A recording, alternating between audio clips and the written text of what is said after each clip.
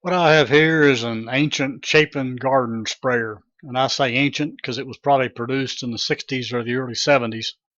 It was part of my inheritance and Dad used it for many years.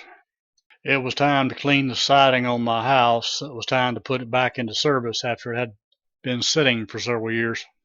Now, I freely admit that Chapin does sell repair kits for sprayers, but nothing this old. After going through it completely, I couldn't find anything wrong with it except for the check valve at the bottom of the charging tube. So that's what this video is about. Yes, I know you can buy this check valve as a part of a kit, but I decided I didn't want to spend 25 bucks just to get the check valve and have the same problem a couple years down the road when that new check valve did the same thing the old one did, which is what we're going to look at here. Here's the charging tube out of my sprayer, and all the repairs are going to revolve around this part. If you use a handle like a slide hammer, you can easily pull the handle assembly and the internal rod and cup out with pretty much ease. Once you get the internal rod out, it's time to check the cup for damages. In this case, this cup is in pretty good shape. It definitely will charge a cylinder if the check valve would hold.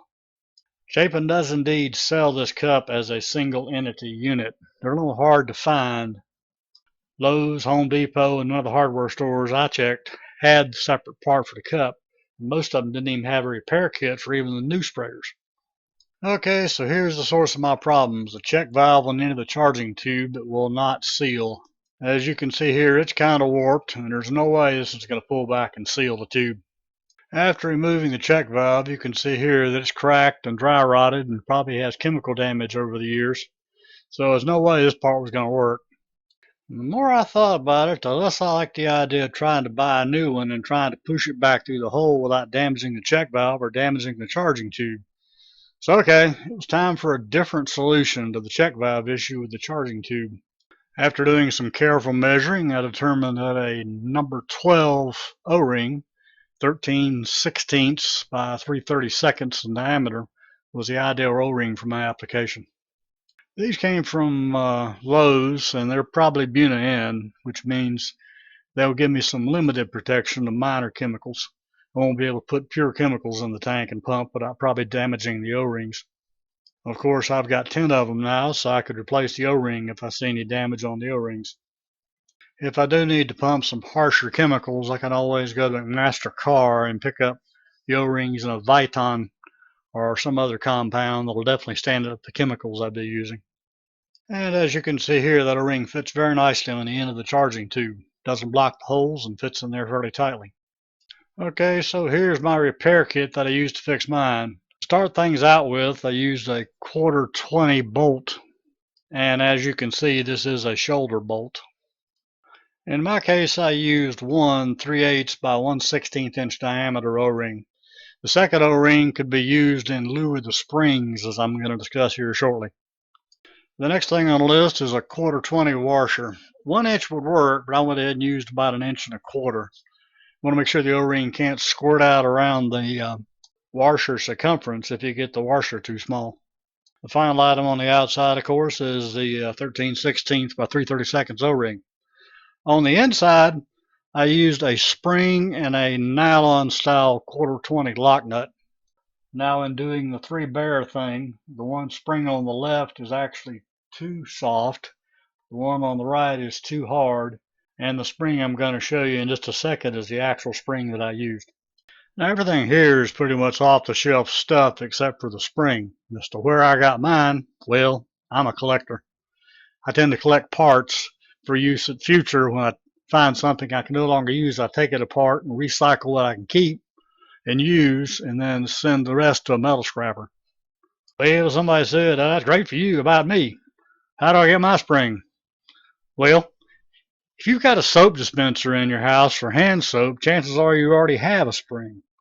Just a matter of when that soap runs out, all you need to do is take the actual plunger assembly apart, and yeah, you've got a spring. It's probably the right size. Only thing you got to do is shorten it. So when you cut yours off, make sure you put the cutoff end next to the nut and the finished end next to the plastic charging tube so you don't damage the charging tube. Probably about a 1/2 inch long is about right for a length. Well, the next question somebody just asked is, well, how'd you get that spring all the way down the length of that charging tube and on the bolt at the bottom of the charging tube? Well, here's a kit for that. Basically, piece of Tupperware to hold the tube upright, a flashlight, a length of 1/8 inch copper wire, or in this case I've got aluminum wire, and you slide the spring over just like I've done the washer here, line the wire up with a bolt at the bottom using the flashlight to help you see what you're doing, and drop the spring and it'll drop right over top of the end of the bolt.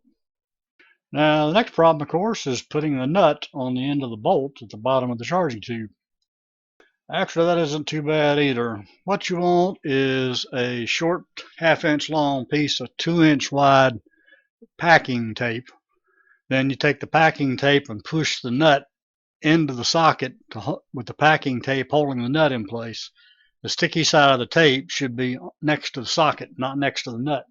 So the packing tape will come out with the socket when you withdraw it from the charging tube. Okay, so here's what my repaired check valve looks like on the end of the charging tube. You'll note that it has the O-ring, of course, next to the bolt as far as the 3/8 by 1/16 inch O-ring. Now to adjust mine, I basically tightened the nut up to where I could pinch out about 1/16 of an inch from the bottom of the O-ring to the top of the washer. And the next question in everybody's mind is, okay, how well did your repaired sprayer work? Well, here I'm going to go through a good old-fashioned test. First, I'm going to dump in about a couple quarts of water. Now, all I'm going to do is, of course, is reinsert the charging tube and tighten the charging tube back up. And then we'll see how well this thing works. And as always, I got a few settling in adjustments to get the charging tube in there right so I can tighten it up. Now I'm going to pump it up just a few times, and I'll take the sprayer and we'll run a couple test streams here.